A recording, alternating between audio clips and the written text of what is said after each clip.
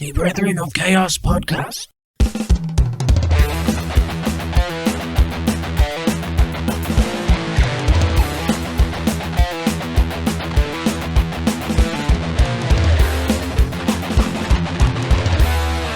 Welcome to episode 3 of the Order of Chaos podcast.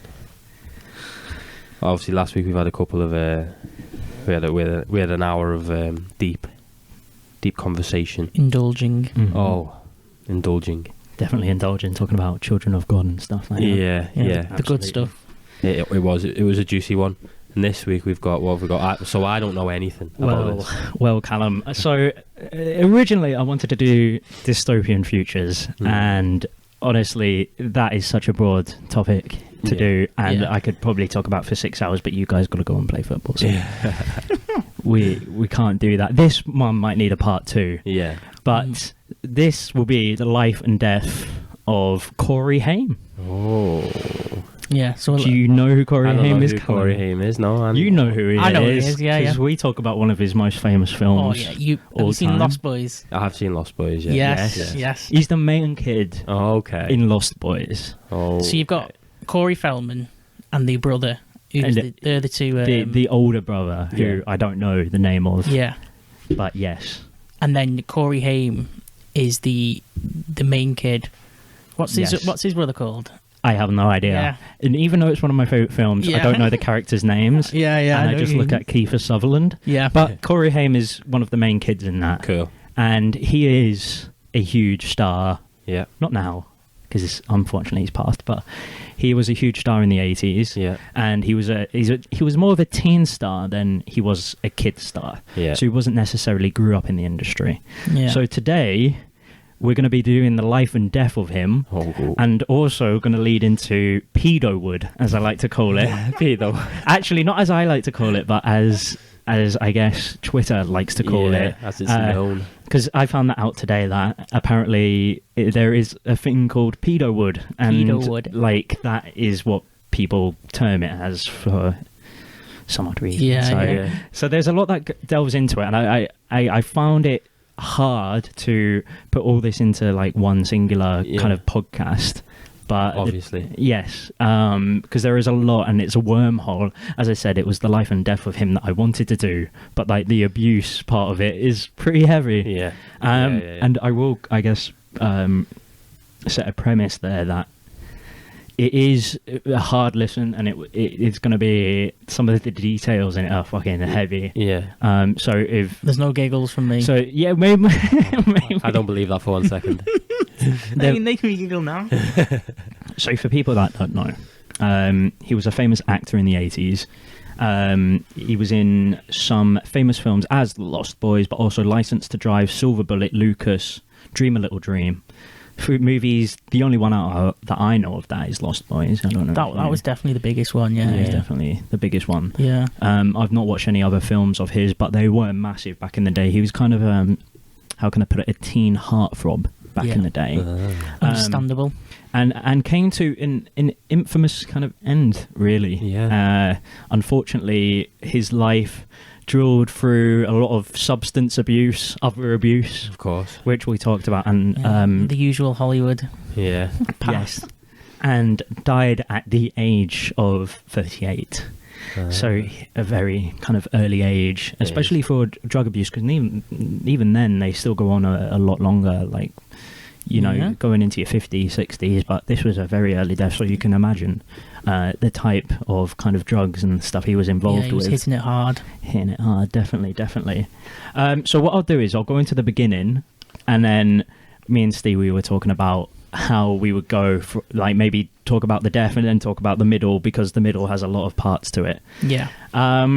So his career was kind of short-lived, and with most of his later life going into like direct-to-video type stuff. Is that what he did? Yeah, so unfortunately, if you go down his IMDb, if you didn't know anything about him, you would think what went wrong just by looking at his filmography, because you would be like, okay, so he was huge and he was being in these massive films, but then what happened after it, because everything's going direct to video. I get I can't think of anything like after like his teens Nothing comes to So mind of what he he did. kind of outgrew the acting, really. He found his... It wasn't necessarily outgrew the acting. It was the amount of drug abuse that he indulged in, which kind of led him to not be in favour in any type of way in Hollywood. I understand. Wasn't made for it. But I'll tell you why. For being abused. Couldn't hack it. So, at the beginning of it, to give you some context of just his life, so he wasn't someone that was born into the industry. You see a lot of child actors that were born into the industry. Mark Wahlberg, what's his name from? Who's one of my favourite actors, and I can't remember. Leonardo DiCaprio. Oh, yeah. All born into the industry and that kind of thing. Early roles. Yes. But his parents were, like, they were essentially nobodies at the time. And they weren't in the industry beforehand, as I said. And his actual parents were divorced at the age of 11 for himself. And he had an older sister called Carrie and a younger half-brother called Daniel Lee. But his mother, particularly, who will pop up a couple of times in this kind of story, is the only constant in his life. Yeah. Yes. She seems to be pretty crazy still to this day. Yeah. And they actually live together till the end of his kind of, I guess, demise. Oh, I get you, yeah. So his mother actually put him into drama lessons to overcome his shyness at an early age. And good move. That's good move, though. It was a nice move by his mother. Yeah, but when you hear that, his mother would also take him to auditions. He would bleach his hair and put him on diet pills to get rid of his baby fat. Oh, so she's one of those. Yeah, pushing. Full pushy Hollywood mother. Yes. Yeah. So not really one that you would kind of want to be around, I pretty much assume. Yeah. So he was going to auditions for, like, I don't know, since the age of 3 years old that his mum was putting into with his older sister and stuff like that. So it wasn't great to start that pressure. off with. Pressure straight away. Yes. Yeah, that's never going to end well, isn't it? When you're just getting pushed that young into anything. Yeah. Yeah, definitely. But he actually began his career, I would say, where he was kind of in a feature film and that kind of stuff when he was 13 years old. And the feature film he was in was called Firstborn. I've not heard of it before. No. Firstborn. Yeah. So that was in 1985. And it had a young Robert Downey Jr. in and a young Sarah Jessica Parker. Okay. Right? Bit of a cast there. Yeah, so he was already, like, kind of entrenched in Hollywood at the time. Yeah, straight in with the big actors. Yeah, at 13 years old. So, I mean, obviously it was younger. Robbie Downey Jr. is not Iron Man at this point, but he is kind of entrenched. And, like, some of the facts are that I'll just give to people out there is, like, he auditioned for River Phoenix's role in Stand By Me. And the parallels in this story between River Phoenix. Yeah, I don't know if you know. Yeah, that's what I thought of straight away as soon as you were talking about this, like, this Hollywood River tragedy. Phoenix came to mind. Yeah, straight away. Wait, so were they friends? So they actually went to, like, kind of the same nightclubs. Yeah. Together. What was his nightclub called? The Viper Club or something like that? So River Phoenix's. Yes, there was that one, and they went to a bunch of others. Yeah. But River was, he died by injecting a mixture of cocaine and something else and died at like 23 or something. Yeah, like that. if you're injecting cocaine, that's never going to end well. You're asking for trouble. Yeah. Yeah, definitely. So that is one sad thing, but one constant that I think you will know, and that's definitely a lot of other people will know if they've listened to the podcast, is his best friend Corey Feldman. He's kind of this eccentric character. Do you know him, Callum? No, have you heard of him before? Oh, well, I feel like the name rings a bell, but he's in, Stand By Me. Yeah, the one with the green t-shirt. Glasses. Oh, I know who it is. Big rim glasses. Yeah, I know exactly. He's in Lost Boys. Yeah, he's in Lost Boys. He's also in the Goonies. Yeah, he's in the Goonies. Yeah. So he's like, he's classics there. Yeah, he's a step up. Yeah. He's the child actor at that point. Yeah. So they were kind of pictured together as the two Coreys. The two Stews. The two Coreys. Like, spelled the same name right, same height. Yeah. They became best friends. Like, when they met in Hollywood, they just became immediately best friends. And they stayed best friends until Haim's death later in life. And Feldman is kind of a big part of this story. And once we go into, like, when I fast forward it into the abuse side of things, which is not great, he is definitely one that suffered from that as well. Yeah. Well, he was involved in a lot of stuff, wasn't he? He was. Yeah. He was. And he's, if you've seen him, he's an eccentric character. Yeah. If anyone's listening, also you guys, go on YouTube when you get home or something like that and search like his band up, because it's Corey Feldman's band. Yes, it's mental. Like, just go on YouTube and it's. I don't want to spoil it. Yeah. But, so they in 1987, after the release of the Lost Boys, him and Corey Feldman, also known as the Two Coreys, were the highest paying teen stars. So they were the highest paid already at this point. Maybe 13, 14 at this point, highest paid. Yeah, what do you even do with that money at that age? Well, it goes straight to mum and dad, doesn't it, really, I'm guessing? Yeah, do you think they just get it all? Mm-hmm. And so this is kind of where it leads into like some of the drug abuse and how it began. So he actually had his first drink of beer on the set of Lucas when he was 14 years old. Oh. It's not that bad when you think about it. Everybody, like, we know people that would have drunk at 14 and that kind of stuff. Yeah. But when I say that, you know, on the set of The Lost Boys, he would smoke weed with the elders.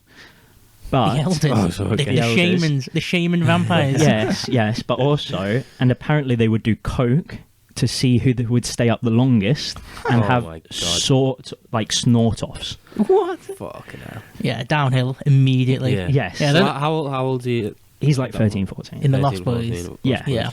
And he's not getting his 8 hours sleep at all. No. Well, they're having stay awake the longest conversations, aren't they? Yeah, that's horrible. Well, I suppose if you're a vampire, though, that's going to be easy, isn't it? Yes. So by this time, like, absolutely kind of entrenched in Hollywood, they were having snort-offs. I mean, can you imagine Kiefer Sutherland sat there, like having snort-offs with a 13-year-old kid? I mean, I don't want to put his bad name into something else, but I don't know. Yeah, the wheels are coming off. Yeah. Yes. And by this time, there was already sex idols. Yeah. By this time, like, there were sex icons by this time. Yeah. Like, I don't know, back in the day, obviously, around the 80s, I wasn't born, but there were magazines that had them front and center cover. Oh, the kid, the 13-year-old kid. Yeah, they were sex idols. What? Yeah, like, people were sending them fan mail and that kind of stuff. Typical weird America, that, yeah, isn't it? yeah. Falling in love with kids and stuff. Yeah.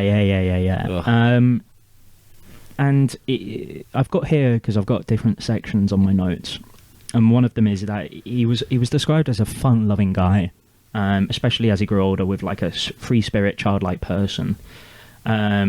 Corey Feldman's ex-wife actually described him as a child stuck in a man's body. Wait, what? A child stuck in it? That could be perceived very weird, couldn't it? Yeah. I be like Michael Jackson. Yeah. Well, I put in brackets here. This probably explains why he didn't have any kids nor a wife, and it probably explains what we're going to get into, which is the abuse side of things, and why he didn't end up having a wife or kids, and probably still didn't get out of childhood. Yeah. And that will come into it more lately. But he was quite described as a manipulative and charming person, especially when he was younger. So already by the time he was 13 and 14, he was a charming sex idol kid who loved to snort coke. Yeah. Yeah. That is that you're on the road to... Yeah.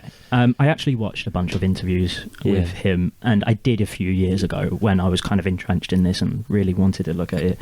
And he was very articulate, like very, like for his age, like surprisingly articulate. Yeah. And like had a way with his words and that kind of thing. He could get older women, in my opinion. Yeah. Just by the way of here. Seduce them. Yeah, like one of the things I put here, like, he's one of the kids that you would look up to in school, like a jock, like a head of year type kid. Yeah, I get you. Like that cool kid. Uber popular. Uber popular and that kind of stuff. Chad. And Corey. Corey. So they were already going to like different clubs at this age. One of the clubs they were going to was a club of Alfie Hoffman's, he was the son of a casting director, and he hosted parties for underage teen stars from Hollywood. Oh, well, that's instant eyebrows raised. Let's get into it. He hosted discos every Saturday, and you've got to be famous or on your way to being famous. Yeah. And you get free soda and stuff like, maybe more, I don't know. Yeah, they're definitely not just drinking sodas there.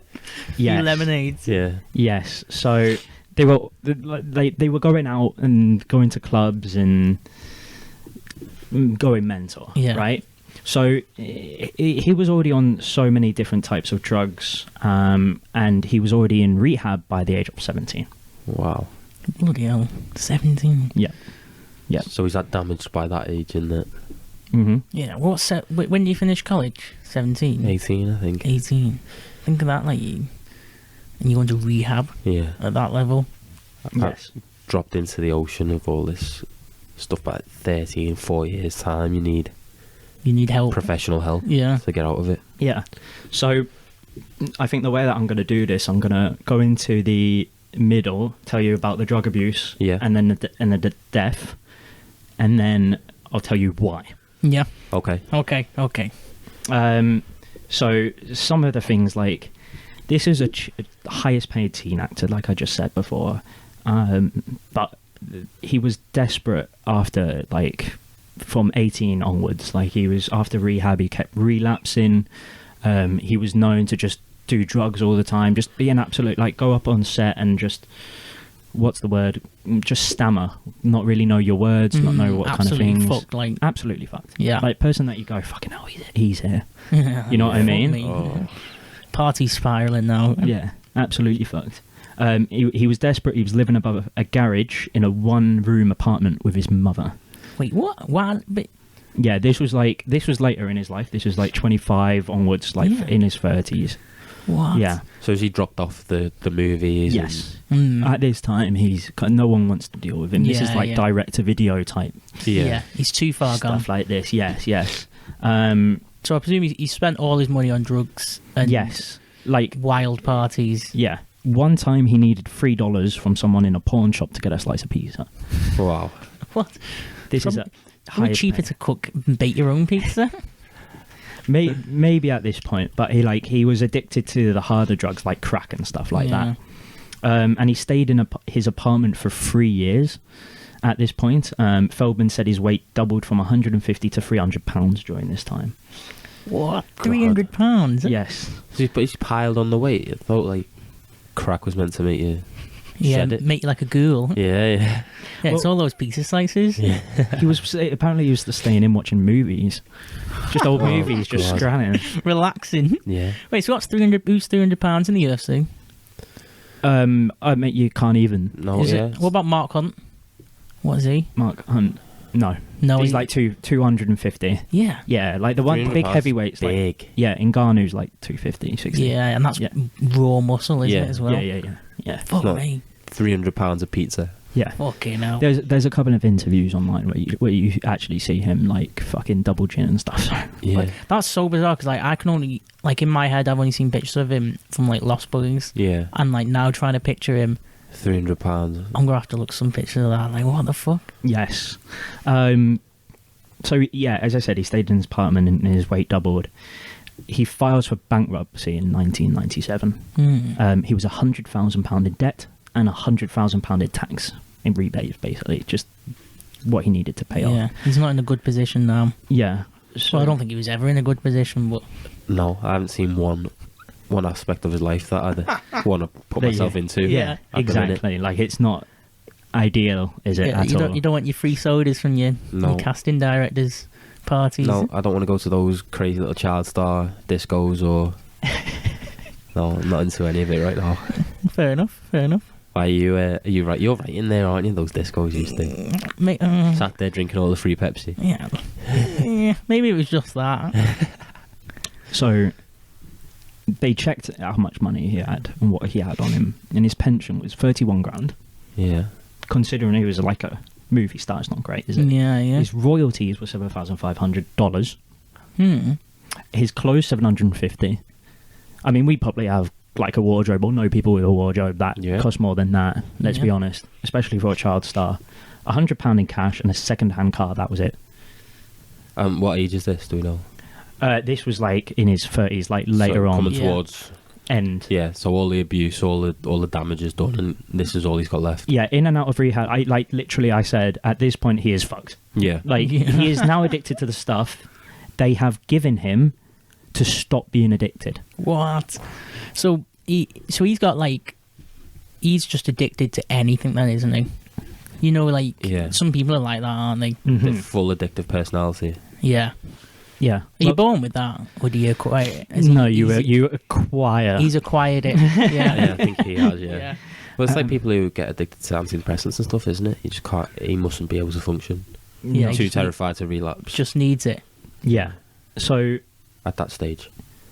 it was as I said, it was getting to a point now where they are giving him like the stuff to make him stop being addicted, and he's addicted to that stuff. I mean, you're fucked. You're absolutely fucked. Yeah. Can't afford medical bills like at this point because he was rushed to A&E by his mother one time. Like loads actually. Like not sugarcoating it. And he tries to sell clumps of his hair and extracted teeth on eBay. Oh my Jesus god! Now, Christ. wait. Okay, let's just Pause on that one. clumps of your hair. So where's the market first of all for like clumps of hair? I need to see what other celebrities are selling clumps of their own hair on eBay. How do you even get like? How do you come about that? Is like somebody told you about like this? Well, he's black thinking- market of celebrities' hair or something. He's thinking back to being that sex icon, that child star, all these women fantasizing over him, and he's going, oh, okay. And he's got, they definitely want to buy some of my hair. Well, let me put a spanner in the works here. Yeah. So he got $150 of bids on his tooth. What? Right, so he must have been like, oh yeah, fucking, I can get that slice of pizza now. But that failed because eBay don't allow you to sell body parts. For obvious reasons. Yeah, Why did we even... Why would you even question that? Yeah. So like his one thing where he's like, yeah, I'm getting back into it Here now. we go. Fucked. Oh, so he only got $150 as well. He didn't get it. I know, Well, he but that was the The bid. Yeah. 150. Wait, so has he? So that Has no he one took his thought own it tooth was out, actually his tooth then, did they? Yeah, and he has extracted his tooth. But on his own, like Yeah. he's Done his own dental surgery. a bit like in Tom Hanks in Castaway. Just Yeah. Oh. and what are you saying? Like nobody thought it would be his tooth. Well, if I saw a celebrity's tooth being auctioned on eBay, I'm not falling for that one. What about if they're in a desperate situation like he is though? I don't know. Sure, it's not that. That's like... It's a bit extreme. That's that, isn't it? desperation, that, Yeah, isn't yeah. You're fucked. Like it's like you're extracting your teeth and putting it on eBay, mate. Like, Yeah. I like how eBay's the platform for selling it that is go to. I'll put it on eBay. Yeah. I'll put it fucking on there. So It's like going to a pawn shop. yeah. He's going straight to eBay. So at this point, his mate Feldman, Corey Feldman, he wants to try and help him. Like Feldman, as I'll tell you in a bit as well, like he went through similar or even worse than Corey Haim, but made himself clean and actually seems to be like an upstanding citizen. An upstanding citizen. Yeah, because I'll tell you why in a bit. So he moves in with Feldman at this point, and Feldman also an addict, but not as bad, somewhat clean at this point. Feldman finds Haim trying to OD in his house one day, foaming at the mouth, and he keeps charcoal in his house to shove down Haim's throat to make him breathe. So at this point, trying to kill himself is a regular occurrence. Oh my Bloody hell. god. So what is that charcoal, Dan? Yeah, How does that work? I have no idea. I didn't look into like why that helps. Yeah. Like, is that why they give it kids on Christmas? Like, Yeah. There's your charcoal. Yeah. Don't kill yourself. I know you've been Yeah. naughty, but there's no need to kill yourself. There's some charcoal. What is it then? It must like. Do you think it makes you cough or something? Or I don't know, what would it do if you're foaming from the mouth? And well, what is the reaction to an overdose? Vomiting and choking and yeah. I can't even put any thought to that. I don't know. What? charcoal. And what is it like dust, or is it full lumps of? Yeah, it's just a big lump, one lump going down his throat. He's jamming Yeah. it down his throat. absolutely. Fuck me. That's insane. So he's that close to the edge. He's pretty much over it, isn't he? Yeah, absolutely. He's ready Like, to. He doesn't want to live anymore, probably. Yeah. And who we're blaming? Like, Yeah. and who we're blaming when I tell you, like, fucking The abuse. the mate. Like, you think this shit is like, oh god, selling his teeth on eBay is fucking heavy. This could be a podcast on its own, and it could. Yeah. This was the point I was at before I watched a certain documentary the other night. Okay. Look, I've got a note here that says he spends time at the Neverland Ranch with Michael Jackson. I just thought it was a cool point. I don't know. Because he's a child stuck in a man's body. There you go. That's it. Yeah, that's. Oh, yeah. Well, Corey Feldman absolutely loves Michael Jackson. Like he, Yeah, like yeah, if you, I've heard if you that. if you see if you go on Google Images and you type in Corey Feldman, you go, "Want to be Michael Jackson?" Yeah. Yeah. Well, they used to be good friends, didn't they? Yeah, Yeah. Oh. yeah. Well, if he spent time on the ranch, the Neverland Ranch, the infamous Neverland Ranch, where load of adult kids running around. I'm not into that either. It freaks me out a little bit. Yeah. All that stuff. yeah, Yeah, I think we should definitely have a podcast on oh that. mate, let me do that because Yeah.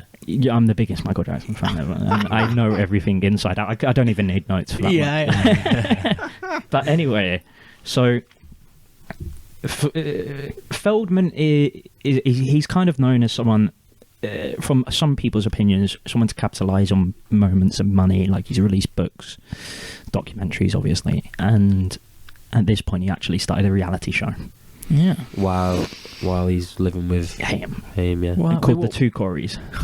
The Two Corys. Mm-hmm. He started this, and Corey Haim's in like his suicidal state. Yeah, I bet you, like, some people probably jumped on that, though, wouldn't they? You know, some, like, producers. they did. Yeah, They did. Yeah, some good views, eh? It had 2 seasons. That's it. Forget Feldman. Let's get the inside scoop on. Yeah. Yeah. They probably tried and pushed him to kill himself, didn't they? Fucking hell. They definitely weren't helping him anyway. Yeah, there's no way that's, like, a good situation. Oh no! Like it doesn't have his best interests at heart. There, like No. getting him on the reality show and just being like, oh, "Look at you, mate." Like, Yeah. I wouldn't fucking want that. I Yeah. don't think anyone would. So Feldman thought this would help. It didn't. Why did he think it would help? Yeah. I don't know. Maybe, like, just everybody to see what's going on, right? I don't know. I watched a couple of episodes. They weren't great. No. It's just them milling around. It was just them kind of just doing nothing, just like making dinner. Oh. A lot of arguments. Was it? Yeah. Like, oh. Was it literally just them two? It's just the cameras are just No, like, like it had like Corey Feldman's family in it and Yeah. other people, like his ex-wife and that kind of stuff. Yeah. you know. Yeah. it's very, them type of shows just weird in general anyway. Yeah. Like, That's why? strange. Why would you, like, of all the things you can watch, Yeah. why is that like one of the things you tune into? It's just Mm. people sat there hoping, like, wishing they lived a different life, isn't it? Or they Yeah. want the little. They want the Corey I want to Haim know what life. it's like. What's that? What is it like to live that life? Yeah. Yeah, yeah. And then they watch it and they go, "Fuck me, I don't want that life." Yeah, Turn Jesus this Christ. off. How's this on the set? So it seemed to be a mess. I mean, anyone can go and watch it. There's shows on YouTube and stuff like that. I wouldn't really recommend it, but it's there. It's not a recommendation. So, like, this is a space in between his life where there's a lot of years and there's kind of a lot of, as you said, like milling about, like trying to do something at least. And like, I didn't look too into what they're doing because it's not the thing of the podcast. But like, they've released Lost Boys 2. What? Have you seen that? There's a second Lost Boys? Yeah, there's a second Lost Boys. I think there's even a third. I'm not entirely sure. But like, it's produced by them, and apparently it's fucking awful. Wait, They produced it themselves. What? Wait, I think that's something that's got to be watched. Them two producing it in. Maybe that's a watch along. Yeah. So they are literally desperate for any form of income at that point, aren't they? I wonder what Feldman was like at that point. Feldman seems to be a capitalist. Yeah. He's You just know? like jumping on every. Yeah, he's taking the show, isn't he? He is, taking yeah. the film. Mm. See, most films anyway, there's never a good sequel. No. But understandably, No. a sequel to Lost Boys with them two producing it in that What, like 15 situation. years later? Yeah. It was. I've not watched like it before. Yeah. But, like, if you've seen the poster, you go, "Fuck that! I'm not watching that." Yeah, you're turning Like, your head. it's not to that. Joel Schumacher making the film like the first one, where it's like, "Oh, it's so fun." It's like, this is cringy as fuck. Like, Yeah, thing is with Lost Boys, well, it's got that 80s nostalgia, hasn't it? hmm Like, what's this second one going to be capturing? It's like to do with the tribe. Yeah, yeah. Mm. Yeah, I haven't got the the get their synopsis. hands on. Yeah. Yeah. So like, Whoever straws they could clutch at. yeah. Whatever clumps of hair they could grab. and I watched an interview with Corey Haim around this time, and like, I've watched a few, and like, he doesn't look well. He doesn't look healthy, obviously. He kind of looks like the quintessential wannabe biker. Like, he's wearing loads of rings. He's dyed his hair. He's sticking it up. Yeah. He's got like you know when a dad wears like a tap out shirt. Do you know what I mean? Don wears a Yeah, like, Why is that so? yeah. So like, he's not in a good place, clearly. Yeah, With yeah. sunglasses inside and everything. Literally wearing sunglasses. Yeah, yeah.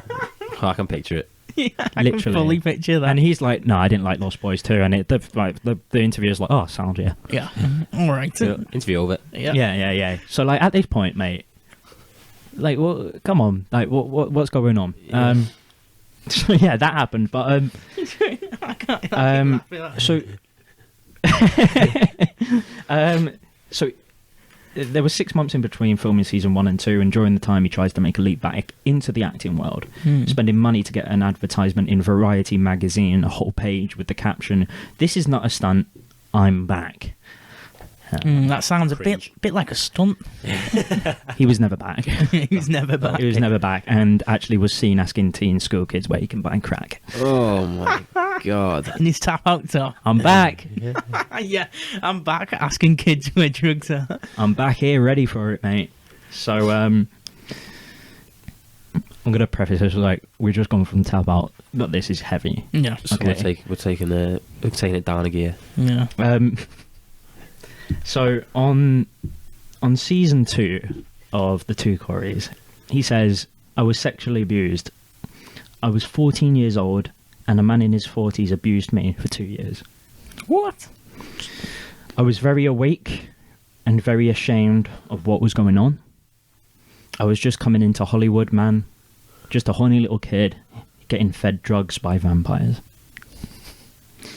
As if you made that vampire reference before, by the way. What? You made the vampire reference before. Yeah. Did you know that? No, I had no idea. You know that line was coming up. No. The reality show was cancelled. The friendship was broke at that time. What? Wait, so he's just dropped that on the show, Mm-hmm. and then it's just like, wow, whoa, how? Cut.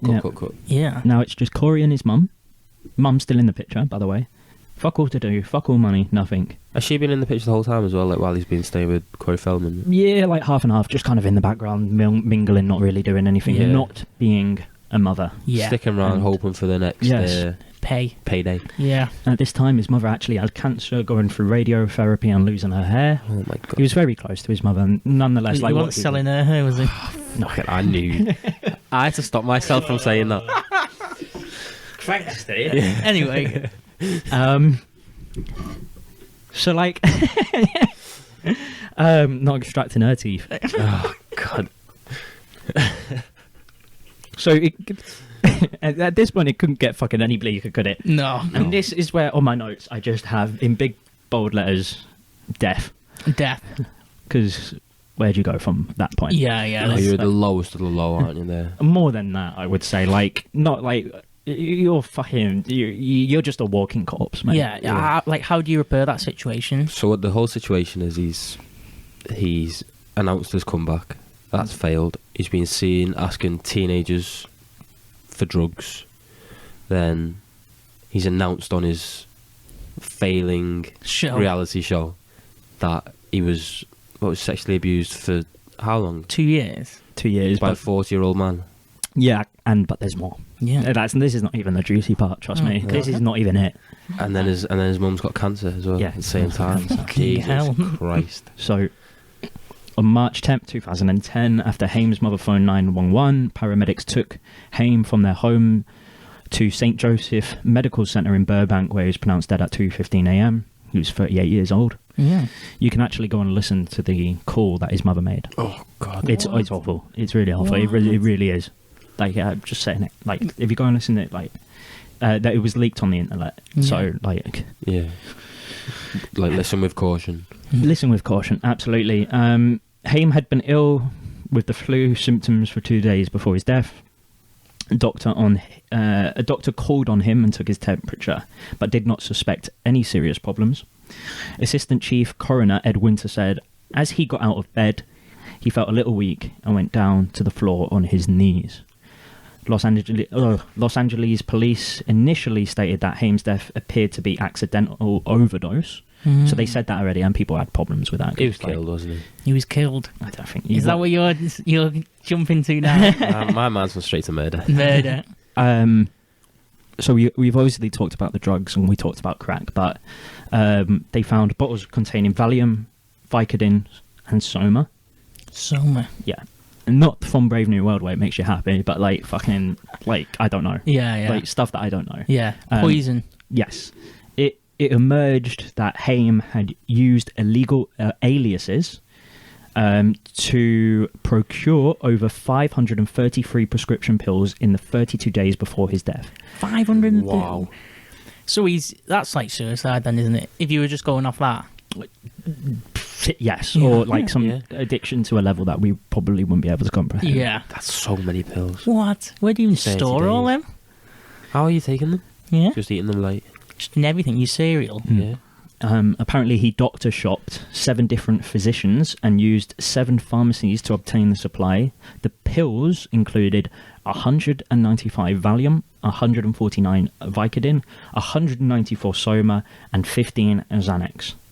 What? Records showed that he had received thousands of pills over the last year of his life using physicians at offices, urgent care facilities, and emergency rooms. Wait, so who's these people giving him the drugs as well? Like physicians? Physicians, Doctors. Yeah. So he's just nipping around to all the different ones that he knows, and Yeah, he's just going, "Oh, I'm James Brooke. yeah, Give me Xanax, mate." Yeah. yeah. See, What are America all those drugs like Xanax and Valium and all that? They're all like just make you zone out, don't they? Like- No, Xanax just make like people use it for like sleeping, don't Debbie they? Downers, aren't they? Yeah.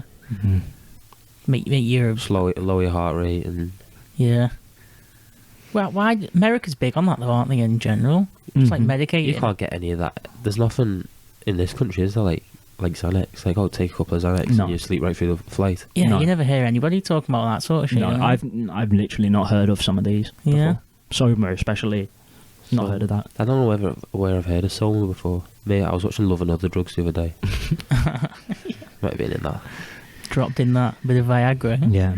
So, on May the 4th, 2010, the coroner's office autopsy report revealed that Haim died of, and I don't know how to say this, but diffuse alveolar damage. Don't know what that is. And mainly pneumonia, together with hypertrophic cardiopathy and some other thing that I can't say. So he died of, as they said, like pneumonia and stuff like that. So it was an accidental overdose. He was probably just cold, mate. I don't know. Yeah, he had a cold. He had the flu symptoms, didn't he, before? That's the doctor checked him out and said he was all good. But maybe a week. When your body's weak like that. Yeah, you probably suspect And you're taking 500 and whatever pills in 30 days. something's going to happen. Yeah. Yeah, you're not going to be jumping out of bed like ready to take on the day with a big smile on your face. Yeah. So it like he's dead at 38. And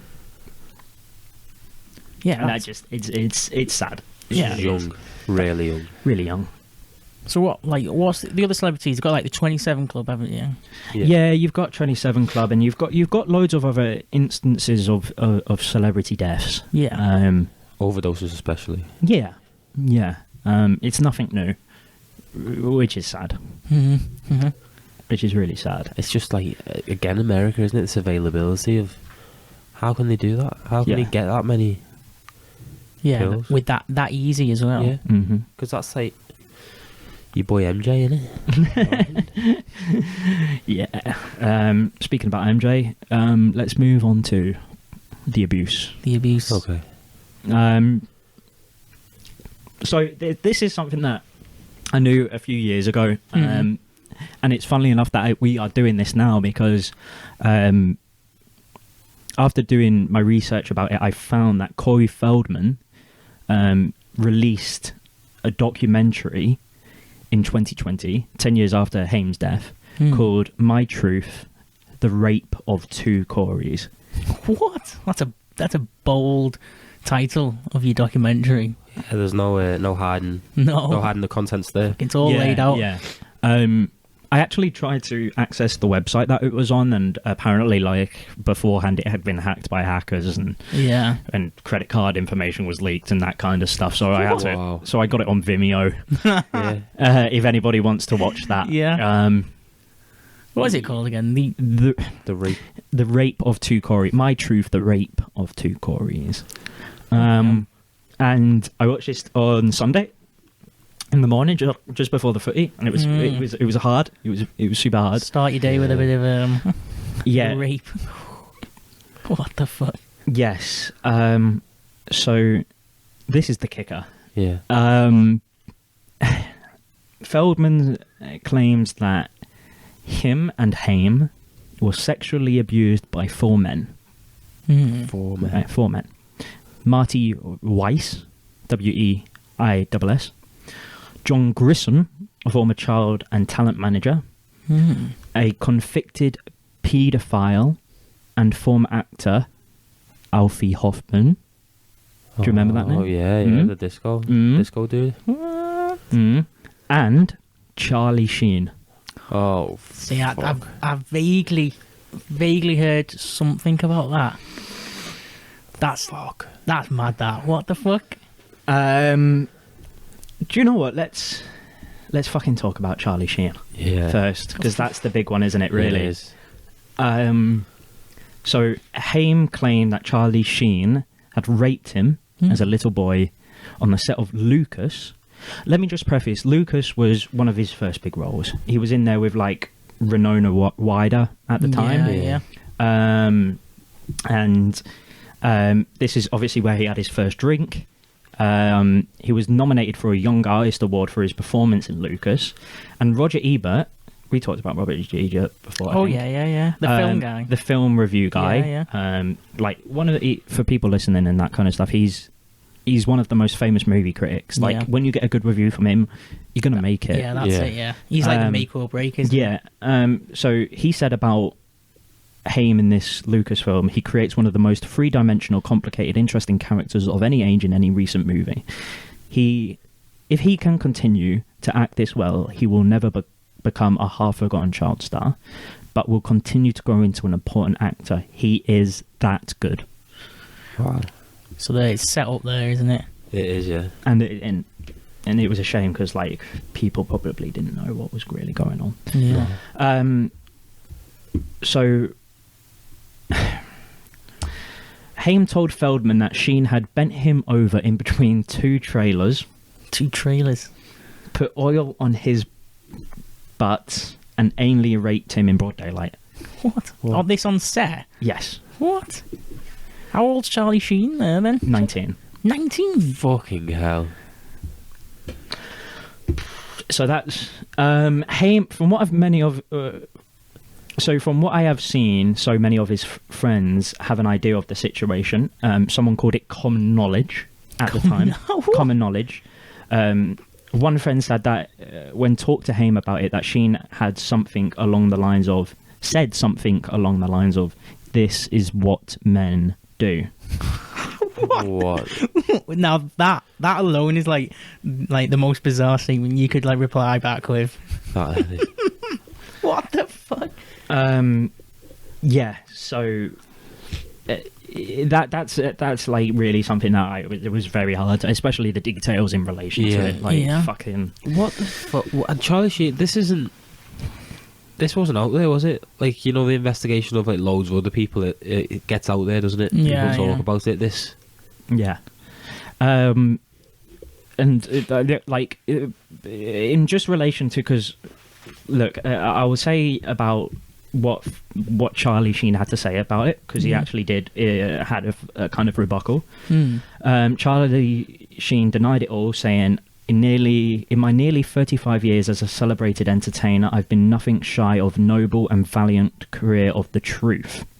These radically groundless accusations, and now, in 2017, Sheen sued the National Enquirer over a story alleging that in 1986, the actor had raped Corey Haim on the set of Lucas. The case was settled in 2018. Haim's mother, Judy, and this is where she fucking is crazy, identified a different actor as her son's rapist, and told Entertainment Tonight that she never raped her son, and claims it was made up. Oh, so she's gone back on it then? No, she just says that didn't happen. Oh, she's I don't believe that from watching the documentary and that kind of thing. Yeah.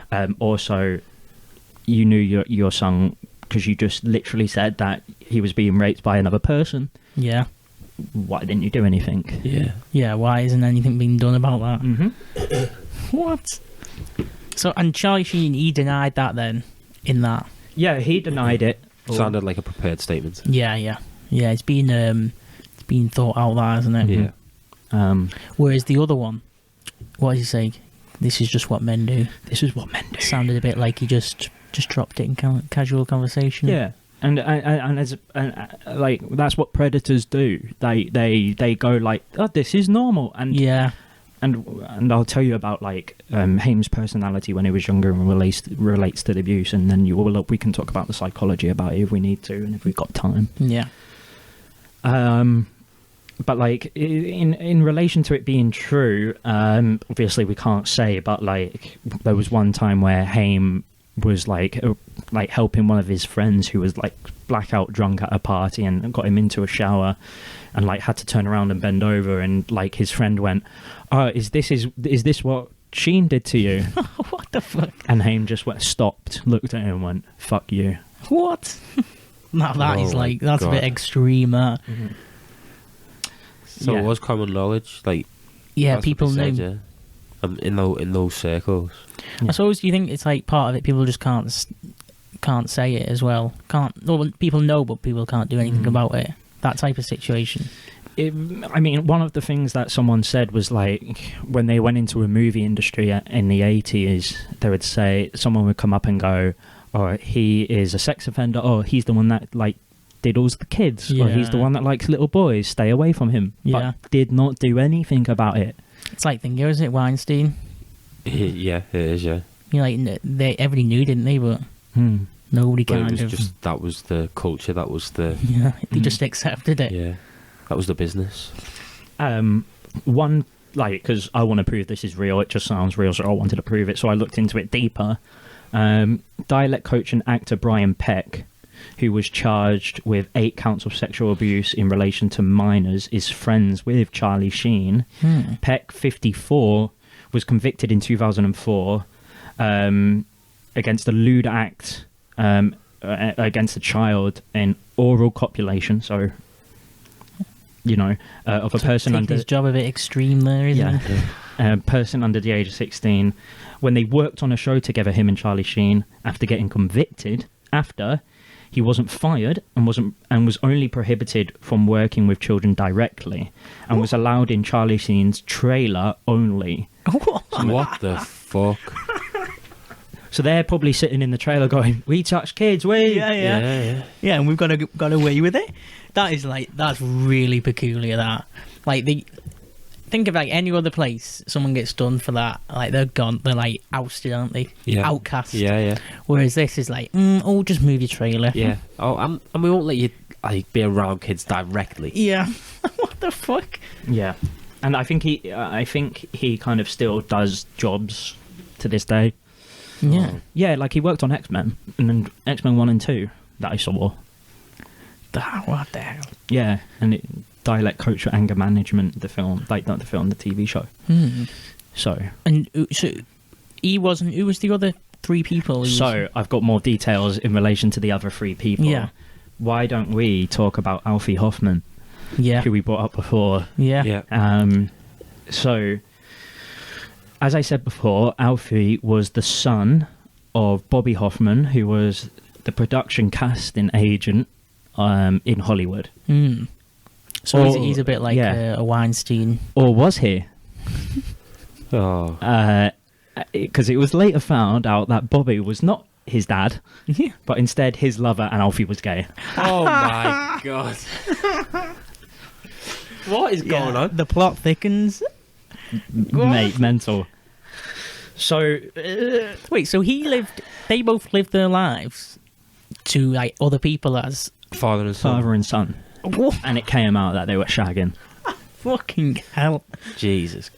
Yeah, that's a powerful lie to live to, isn't it? It is. How do you even go about your imagine at parties and stuff? Yeah. Well, everyone must know. Everyone in their circles will know that, won't they? It'll just be to the public. Yeah, to the public. Yeah, imagine if you go, what was your name again? Oh, I was Bobby this. And I was, oh, no, Bobby Hoffman. Bobby Oh, Hoffman. Yeah. how about you, babe? Oh, no, babe, I mean, dad. Because there must be a considerable age difference as well then between them. Yeah, there was a considerable age. I don't know the exact, but there was an Yeah. age difference. Yeah. Especially if he can kind of been seen as his dad. Like you can accept it. You go, oh, he's his dad. Like if they were Yeah, both like 21, you'd go, fuck off, he's not his dad. Yeah, something a bit odds that are going on there. So Alfie, mate, you're being a bit fruity. Oh. Yeah. And not only that, you're being a bit child abusing here because the club, it was called Alfie's Private Teen Club. Getting cult vibes. yeah, cult vibes on that. Yeah. Definitely. You can only come in if you're a paedophile. Feldman would hear stories that the lucky kids, I put in quotation marks because not really, would get to stay after hours and overnight sometimes. In what was the bar called again?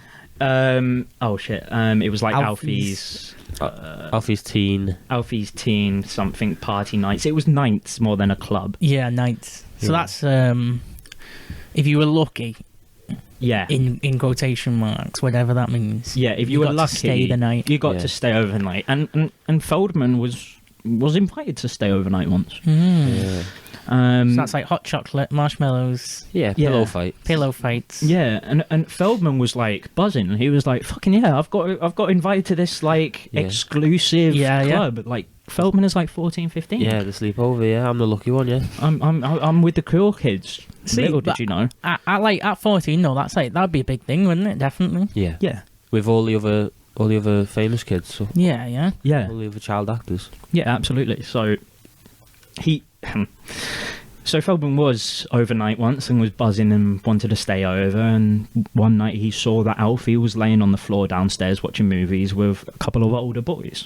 Like, not like 13, 14, but 15, 16, yeah, because that's really old. But and then Alfie put on porn.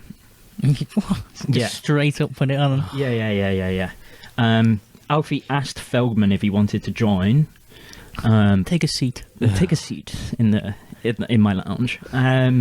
But he declined, which was good on Feldman. Well done, mate. Yeah, well, fair yeah. play, fair play. You know, if some weird Donny's like coming up to you and going, mate, and you look up to him, you go, fucking yeah, go on, Yeah. mate.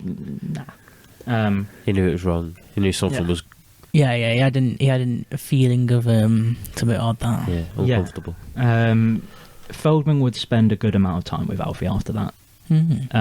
Like he apparently, I've not put it down, but he moved over the road from him, and like he would have parties and like everyone was there. So like you can't really like at this point, like if they're watching porn and like and you're 14 and you think it's sound, like you're thinking like fuck it, like this is sound. Like I've been over a mate's house when someone's put on porn and I laugh. Yeah. We've all been in that situation at some point, I think. So there's definitely something going on between Alfie and Corey there, isn't there? No, well, I'll tell you, because Feldman is in relation to the abuse as well. One night at a party, Feldman got too wasted and went onto Alfie's bed to lay down. He woke up to find Alfie giving him oral sex. What? Alfie ended up denying this, and Feldman told him to get out of his room. And no, he told Feldman to get out of his room and when he found him, but the truth is that he probably did give him oral sex. Yeah. Yeah. At this point, Yeah, I feel like any accusation is not in his favour. no. No. At this point, For from everything what else that's been going on, the guy Yeah. who owns the teen party yeah. club. Yeah. So that's just one guy. The other guy, John Grissom, he was Corey Feldman's ex-assistant. He was basically some man that was appointed to the job by his father, Corey Feldman's father, to look after Feldman. And Grissom was he was very enthusiastic about it. A bit too enthusiastic, Yeah. it seems. Yeah, that's when you're an assistant as well. You're kind of in there, aren't you? Yeah. He was like, the first thing he said to Feldman was like, "Oh, do you want to go to Disneyland?" And it's like, "Oh, you a bit creepy, man. Yeah. You're a bit naughty there, mate." Yeah. But John, Yeah, you do not want to be taking kids to Disneyland. Not straight off either. Let's get No. let's get a bit comfortable first. Yeah. yeah, like straight off the bat. Yeah, let's at least prove that you're not a pedo first. Yeah. Yeah. John would take him to nightclubs and the comedy store. So in Joe Rogan's comedy store, for example. Oh, yeah. At 15 years old. They're all dodgy in there anyway, aren't Yeah, there's something Yeah. going on in there. they? It's a weird cult itself, that place. Yeah. Yeah. So like fucking going to clubs, just having a great time with his mate. Or so he thought, because Feldman described him as funny and like one of the guys and that kind of stuff. And who would, I mean, he is much older than him. He's like 25, 30. Yeah. You know? See, all this is like, in a weird way, apart from the abuse, is like desirable, isn't it, at that age? Or impressionable. Yeah. Yeah. You know, like comedy clubs, nightclubs. It's almost like the Inclusive. stuff teenagers want to be doing, isn't Yeah. it? Mm-hmm. Watching porn, comedy clubs, nightclubs, drinking, obviously. Yeah. No, Yeah. it's true. Hanging out with older kids. Yeah. It's true. It's like being involved. The inclusive club of like Yeah. the celebrities. And if that's all you know, that's all you know. So that's like, it's so easy. They like the system there is like easily manipulating people, isn't Yeah. it? At ease. Mm. It doesn't even have to try. No. So they would often go back to apartments and smoke weed together and stuff like that. And one night they went back to an apartment and Grissom had a suitcase just closed on the floor. And he told Feldman to open the suitcase. Inside were hundreds of different coloured pills. Grissom told Feldman that they were Quaaludes, to which Feldman at this point had no idea what they were. I mean, he's a kid. He's like, Yeah. But Grissom was like, they're fucking Quaaludes. You can't get a hold of these anywhere. Wolf of Wall Street. Yeah. Yeah, you can't. Like, he didn't even get a hold of them. Yeah. So he was going ape shit, going, you fucking take them. And Feldman was like, fuck it, yeah, I'll take them. Yeah. I'll take Quaaludes. Big suitcase full of them. Fucking hell. Yeah, and I've put it as brief here, but the effect seeped in, and he tried to molest him. Yeah. Yeah, hand on thigh, slowly moving up to Taking the crotch advantage. area, and Feldman quoted that he had been molested by Grissom maybe 20 times over a couple of years, and he was 14, 15 years old. So there you go. And Another wronging. Another wrong one. So at this point, Feldman is being molested by two people. Yeah. Yeah, so he's not having a good time. to put it No, he's ready to spiral. Yeah. Yeah. What? And Thingio, the other Corey, Yes. he's involved in it all as well to a degree. Well, yes, and I think the other guys in relation to this. Because it's the same circle, isn't it? Yeah. Well, we've already established that Charlie Sheen raped Haim, Yeah. so there's one. Yeah. If we're tallying it up, Yeah. If we're getting a list. so it's not great. At 21, like Feldman actually told the police about Grissom. Like he came forward and was like, "This guy fucking molested me at 21," and they did nothing. See, that's that going back into like the Hollywood of just accepting it, kind of.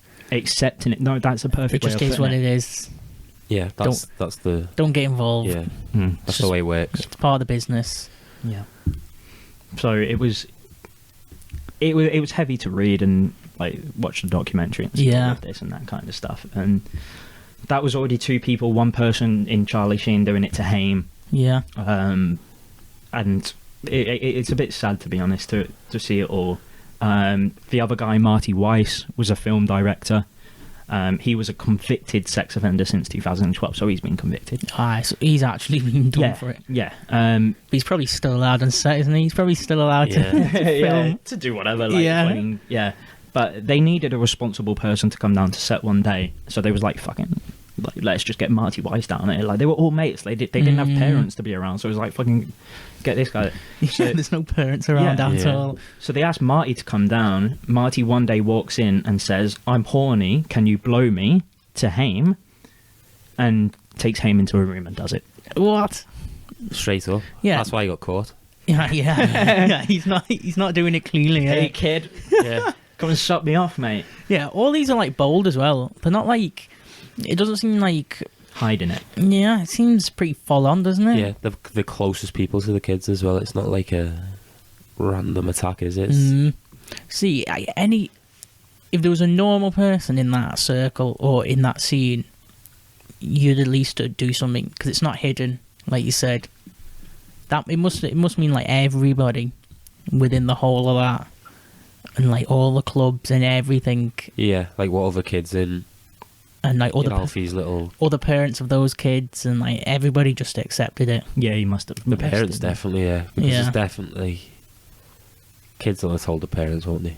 Yeah. So that's some of them. I don't think they would have even needed to tell them. Like half the stuff's just obvious, isn't it? Yeah. Going to like nightclubs where it's kids only staying over. Yeah.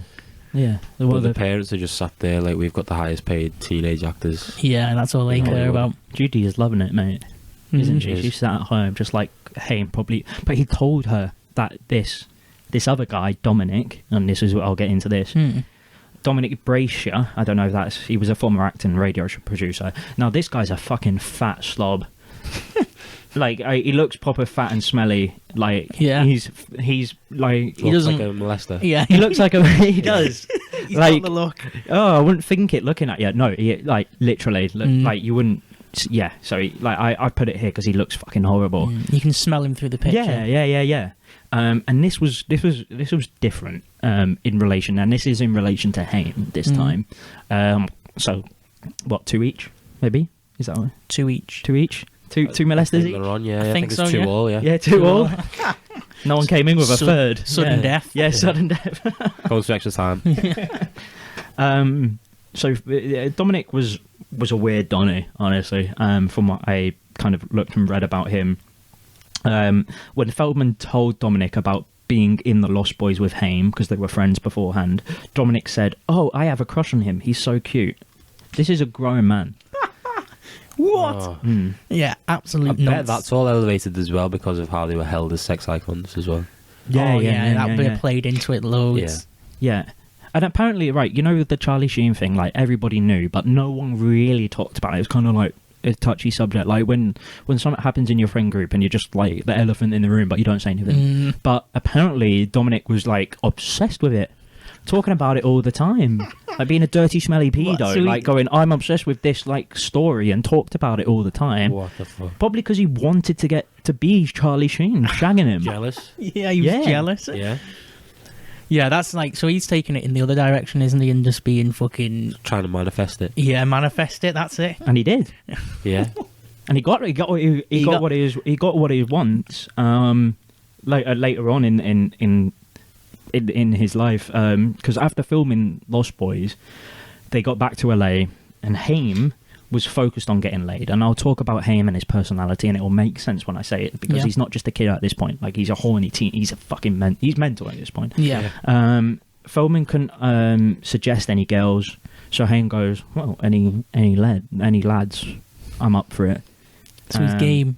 And this is where Dominic came into the picture. He just wants to go. Yeah, he wants to go and shag. Corey He wanted to just get laid. wants- Yeah, he wants shag. For Haim wants to shag. Yeah. And this Dominic guy's just like, I'll be the one. I'll be the one. I'll sort you out. I'll sort you out. And the others, it seemed to be like an instance. Well, not like Grissom, because that was 20, but like this apparently was like a complex relationship. Oh, I get, this was another level. Mhm. It wasn't just like an impulsive rape. This is regular occurrences. Yeah. This is like, apparently Feldman described it as 1 minute Haim hated Dominic. The other was that he loved him. Hate, love relationship. And he's fucked up from all the other from the earlier abuse, isn't he? Yeah. That's what's got him into this situation in the first place. Yeah. And so like they were friends, and then they weren't friends, and I haven't actually got any details in regards to the stuff that they did. Probably a good thing. Yeah, probably. He actually died at the age of 61 in 2018. Was his death suspicious, or? No, it wasn't suspicious from what I saw, but I didn't do that much research into it. I didn't go on Reddit, so that's probably a good thing. But like the sexual abuse apparently was happening when Dominic was 30, or in his early 30s, while Haim was like 15. Yeah. So he's almost twice his age. Yeah. But more importantly, it's not legal. Yeah, exactly. Yeah, he was 20 and 40, we wouldn't be talking about it, Yeah. really, would we? But No. they had a complex relationship, and So and so if it's getting to like a complex relationship, his mum must have. Oh well, that's another point. Is that the one that the mum was talking about when she denied Charlie Sheen, but said another person in their 40s was raping my son? It was in relation to Dominic. I get you. I see. Yeah. So she knew that this was happening with her son. And that'll be the one that Corey says in the reality show as well, as being abused for 2 years by a man in his 40s. Yeah. The same guy. Yeah, that's a I good, see. Yeah, I see. good click on. I didn't even think about it. So let that seep in for a second. Fucking, that's 4 people that we talked. Well, was it 5? I don't know. But that's that's a few people that we talked about that have molested these 2 young boys. Yeah. There might have been more. That's the people that he named. Well, if you think, like, we're just on one subject here, aren't we? Like, imagine the amount. If you like look at the big picture of Hollywood and everything going on there, like, imagine how many people are involved. Yeah. Not just with this, but with like all the children. Just in general. Yeah. Like that Brian Peck guy who was the dialect coach. He just came out of nowhere, like, because I was researching Charlie Sheen in relation to this incident. And he just appeared. Yeah. So, like, yeah, if you carried on researching, there'd just be one after another. This was literally like a day, and also like stuff that I knew from years ago. It wasn't that much research. It really wasn't. Yeah, it didn't take that long time. It just was a lot of like kind of what the fuck. It's just all. Yeah, it all came up, and this is like heavy. I guess we can talk about like some of the points that I made, and this will kind of end it, I guess, in relation to my notes. Yeah. In relation to Haim and his personality as a younger boy, and why he was getting involved in this, and maybe we can talk about the psychology of it and why. Yeah, the effect it'll have. Yeah. So one of his friends would say that Haim would talk about sex just all the time when he was younger, and like how to get it. At like 15 years old, he would talk about it all the time. Like one of the friends described it as, not when you go around your mate's house and you talk about sex, like nothing but sex. Yeah, a dangerous amount. Yeah. So he's like addicted with that. He's got the idea of it. Yeah, absolutely. And so that's his addictive personality. Yeah, maybe. And he asked the same friend one night in a hot tub if they were into, quotation mark, gay shit, right? Yeah. The same friend says that he didn't think he was like partial to men. Partial to men? Yeah. Didn't think he was gay or anything like that. You have an inclination when someone's gay. You do. You know. Yeah, the signs. But was more partial to women, and like this guy was like, no, I'm not into gay shit. Like, and apparently like he was like, okay, and just started masturbating in the hot tub with the jet. What? Yeah, that's fucking freaky behaviour. That. Yeah. At 15. He's probably just an addict who's just trying to get all of the poisonous experiences out of his mind and just trying to cover everything up. Is that like how it works? Yeah, like when you have, say, when you've been abused, then you're gonna like spiral sexually. Well, I'll tell you another story which then will relate to that point. The day Feldman and Haim met, they went to the beach and they played footy, and it was a great day. Apparently, they were best friends after it, like immediately. When they got back home, in Feldman's room, Haim apparently started talking to Feldman about sexual stuff, right? He began to change out of his bathing suit and just started masturbating. And Feldman at this point was like bewildered. Like Haim wanted to mess around, apparently. Just mess around. Wait, so Haim is gay? No. So he's partial to a man, though. But he's partial. Ooh, we'll talk about it in a What sec. about Feldman? No. Well, Feldman proclaimed he wasn't gay to Haim at the time. Haim responded with the same thing. So said he wasn't gay. And I've put some in quotation marks here, but and like at this time, he thought that this was normal, and this happens a lot to child abuse victims. They haven't matured enough mentally to understand sexually, so they just tend to do and know it as like play fun. This is fun what we're doing. We like to mess around. Right. And he went on to say to Feldman at the time, this is normal. This is what all boys do. It's a part of the boys' club. What? It's then alluded to that one of the abusers told him that the boys' club was a thing. Yeah, so that's definitely... He's trying to make light of the whole situation, isn't he? Yeah. And to end it, a person that works in the area, in this area, like with this kind of thing, in the doc said that the abuse and kind of neglection of Haim as a kid meant that it was much easier for groomers to prey on him sexually and abuse him when he was older, because predators tend to have like a sixth sense. They go, "You're easy." They can Because just tell. As we've talked about, there was only one constant in his life, and that was his mother. So Feldman has a big family and was sound.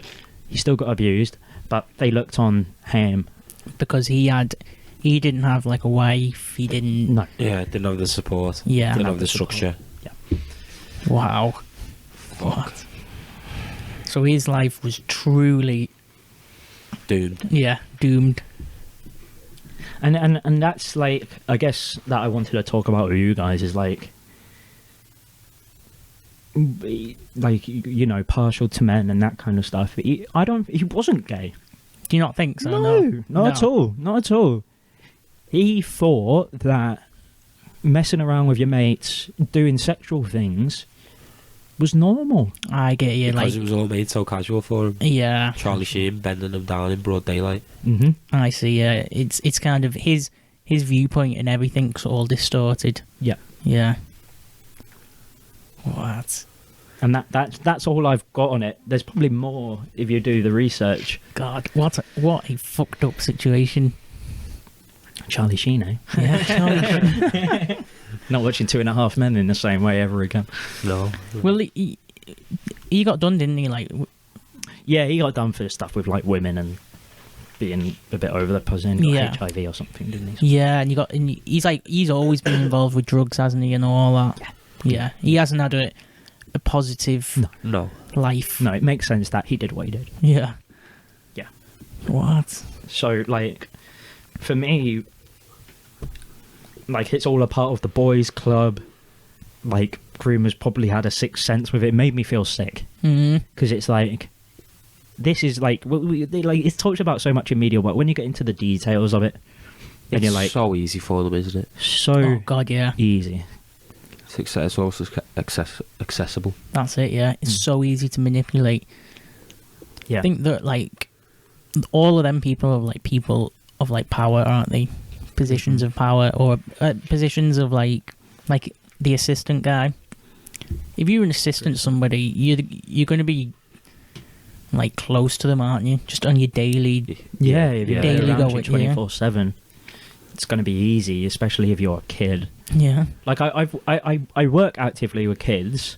Kids attach to you immediately. Yeah. Not the same way that adults attach to other adults. It takes time. But kids, they're like, fucking, I met you 5 minutes ago, you're my best mate. I get it. Yeah. Yeah. You know what I mean? I see. And it fucking disgusts me. It makes me feel sick. Yeah. Thinking that there's someone there going, oh, you might be easy. Yeah. Yeah. Take advantage of, manipulate. Yeah. So, Yeah, of the innocence of a child. It's horrible, isn't it? yeah. But apparently Haim was like, as he grew up, like he was a bit manipulative. As I said, when he was younger, he was very charming, so it probably helped him. He was manipulative, probably getting drugs and that kind of stuff. Yeah. Probably knew how to get what he wanted because the people that abused him got what they wanted too. Probably learned from them. Yeah. You pick Yeah. up on how it all works. Mhm. You pick up on the process of manipulation. Yep. Yeah. Yeah. Well, he's like, would you say he's like a prime example of like the effects of sexual abuse? It has to be the reason, doesn't it? Yeah. That his life spiraled. Like it all stems from that, doesn't it? That damage. Yeah. Yeah. And it's just one of the maddest things that I think I've ever kind of come across, especially that it was kind of the dichotomy between him and what you see him as on the poster, like teen star, great life, Yeah. 80s, colourful, to the fucking actual workings of it and the insides of it and Hell. hell. Yeah. It's mental that like there's probably people who don't know that story at all, don't they? Yeah, no, I think just watch Lost Boys and be like, oh, he's cool. he's great. Yeah. Yeah. He doesn't. Yeah, they don't know that he's. Yeah, and I think so I watched a few interviews before I knew what happened, and then I watched it after, and I was like, I see this in a completely different way. I look at it Yeah. completely different. And, Yeah.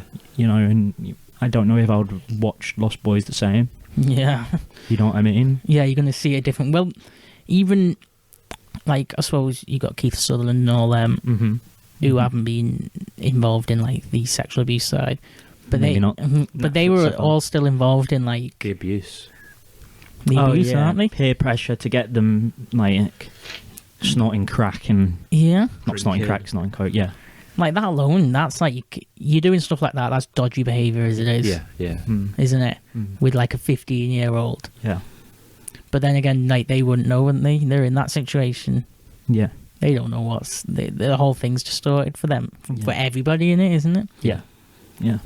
Like how old was Keith Sutherland in that? Like they were still young. They weren't were they were like 18, 19 in their early 20s, I think. So they're still at like an impressionable Yeah, they are. age, yeah, aren't they? Yeah. Absolutely. Absolutely. And you just think how many of these kids actually went. I mean, we talked about River Phoenix. Yeah, I think there's a high possibility that he might have got molested. yeah. Yeah, yeah. I think I've heard stuff with him relating Okay. to other stuff, but Yeah. I don't know. Hmm. See, he was like friends with Johnny Depp, wasn't he? Yeah. They were friends with Johnny Depp and. And like he's a bit, Suspect. yeah, he's a bit shady, isn't he? In his, I don't want to suggest anything, but Willy Wonka himself. Yeah. But just as we were talking about before, these people still in the industry. I watched the documentary. It kind of stopped at a point of telling you details and went into what do we do now, and this is why I kind of quite admire, even though he's very eccentric and odd. I quite admire Corey Feldman Yeah. because if you do watch the documentary, if you do fancy it, in the second half of it, he talks about like how he's campaigning to get people to come out and tell their story and Yeah, get make these people, a change. get these people convicted. And yeah, that he kind seems of like the stuff. only one. Why did it Isn't take he? him so long? Mm. Why did it take him till after he died? 10 years after he died. Yeah, I think. This is another thing in the documentary is that like during the time he was saying to Corey Haim, it's like tell your story. This is what Feldman was saying to Haim: tell your story.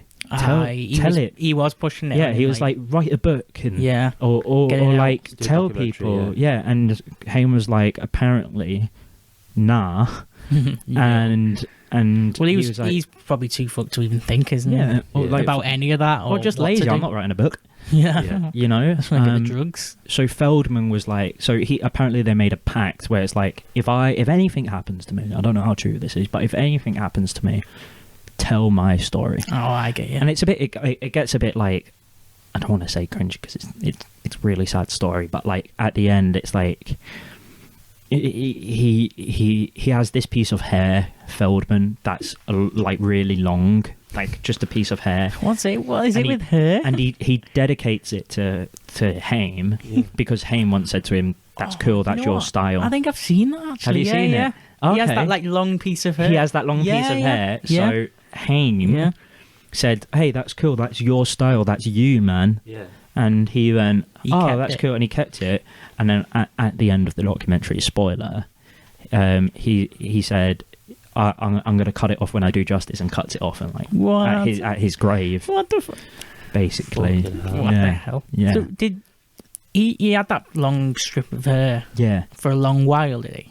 Or was Yes. it just for making like the documentary or something? he had it for a while. Yeah, because that's what. Now you mentioned it, I do remember. And it's like it doesn't go with his hair, doesn't it? No, It's basically like a rat tail, but at the front, Yes. isn't it? Yeah. Just like a long bit. yes. Yeah, I've always wondered. Yeah. Well, it was a style choice, Yeah. and then he made it into something that was Yeah. kind of, I guess, poetic and something empathetic that meant a lot to him. In Yeah, a relation to Haim. symbol. A Mhm. symbol of his relationship with him and Yeah. stuff. I mean, there's a lot of other details in the documentary that talk about what they're going to do moving forward. It also talks about like other victims that aren't in relation to this case, Mhm. like Yeah. a guy called Rue Garcia that was molesting and that kind of thing, and like other people coming forward. So it goes into a little different realm, but this is essentially what happened Yeah. Yeah. to them two. What a story. What a fucked up story. Have you got any questions about like anything that comes to mind, or is that it? I don't know. We've been going on for 1 hour 20, by the way. Have we? Yeah. Yes. Yeah, we're finished soon. Yeah. But wait, what? All right, I'll ask you one question. Is there any other actors who've got name dropped in any of it that we know? No. None in this situation. No. No. I think it's respectful to let people come forward. And I do believe, like, within our lifetime, a lot of it's a lot of that's going to happen. Well, it'll all come out. Yeah. Yeah. As I people agree. drop out of the industry, that's what happens, doesn't it? Because they don't want to taint the name and stuff like Yeah, that in the yeah. industry. Yeah, I read something that abusers actually begin to come out at the age of their abuser. Oh. What? Wait, what? So that's very interesting. No, That's it seems like a simulation, Yeah. doesn't it? so like if someone got abused by a 30-year-old, Yeah. then around that time when they get to that age, then they'd start. Coming out. Yeah. Telling like, oh, fucking They idiots. probably realise, like, I don't have these thoughts, why? It's probably, like, subliminal feeling of, like, maybe that's what you do when you get to 30. Well, yeah, or like they associate themselves with the person. Like, oh, I'm I'm 30 now. I don't have these thoughts. That was fucking weird. That was wrong. Yeah. Yeah, they probably had it years before, but like 30 is like, To be like, boom. yeah, Yeah. I'm at that age now. Yeah, that's when it hits him the most when Yeah. you're fully not realizing, but yeah. Like this is mental. Like I'm 30, I would never touch a kid. Fucking, oh, they touched a kid. yeah. Yeah. Like you don't have that comprehension when you like a lot of these kind of instances in relation to the kids is that they think it's normal. They don't know what's wrong. They get to a certain age. Like one thing I know, I will end it, but one thing in relation to Feldman was that he was unconscious again one night in a bed. I don't know why it's all unconscious. I don't know if it was Domick or Grissom that came up to him. I think it was Grissom. And he laid next to him. They thought they was just going to sleep.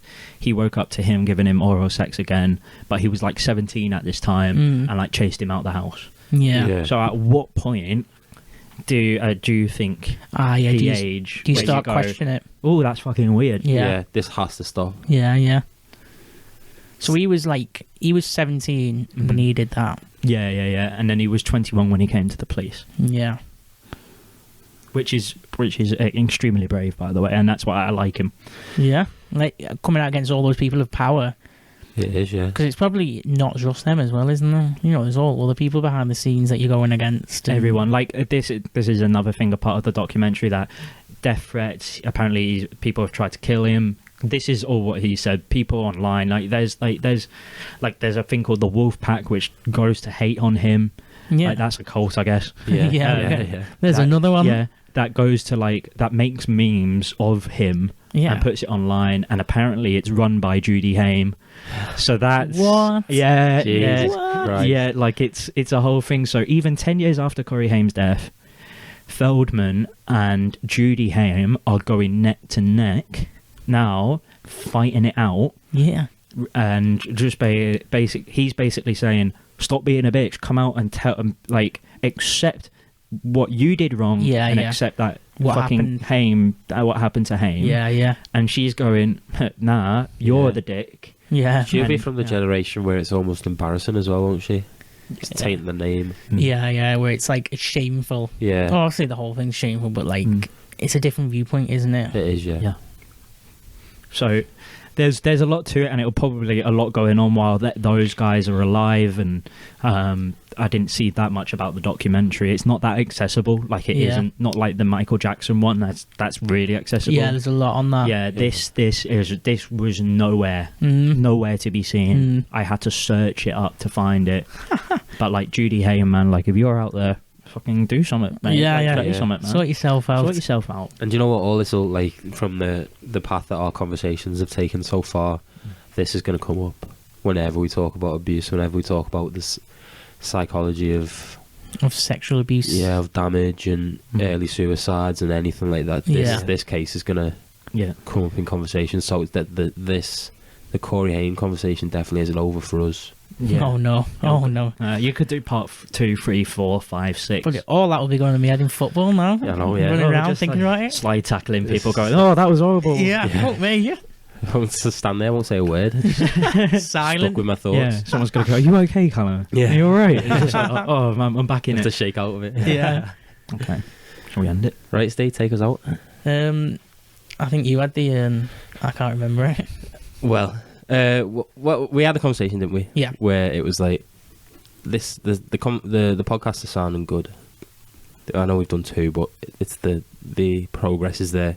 But we need to get the intro and the outro. Yeah. So until next time, listeners, I don't know what we're doing next week, but we can't wait to bless your eardrums again. This was brought to you by Merdley Productions.